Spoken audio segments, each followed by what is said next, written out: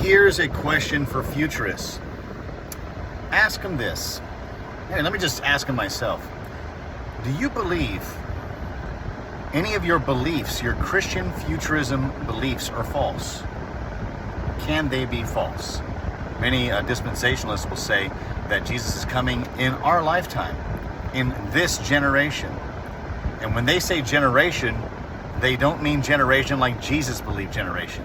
Because in their mind, generation, like if it's happening in their generation, within the next 40 years. Well, that's the biblical definition of generation.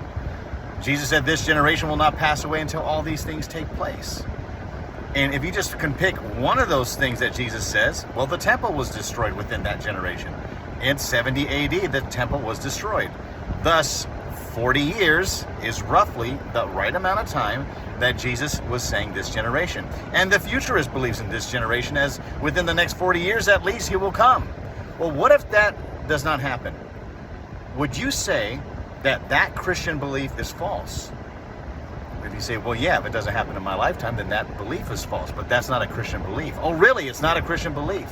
Is it a biblical belief that you believe that Jesus would come in this generation or in your lifetime? If you say, well, no, I'm not really putting it as a biblical thing. Oh, it's not a biblical thing now. Okay. Well, does the Bible teach that you should believe that Jesus is coming in your lifetime? If you say no, then that is not a biblical Christian belief. If you say yes, well, what happens if it doesn't come to pass? Would you say that Christian belief is false or that biblical belief is false? You're going to say no. That's my point. It's not a biblical belief. It is a dispensational belief. Think about that. Is your belief falsifiable? I remember I heard a prophet, T.W. Barnes, Pentecostal preacher. He says, God is going to come back before I die. I've heard many Christian Pentecostal preachers say this. He's coming soon in this generation. You see that? How they reappropriate the word generation and disassociate it from Jesus' generation. Why would they do that? Why? Because Jesus predicted his coming in his generation. That's why he says in Matthew chapter 16, 27 through 28, there is some standing here that will not taste of death until they see the Son of Man coming in his kingdom.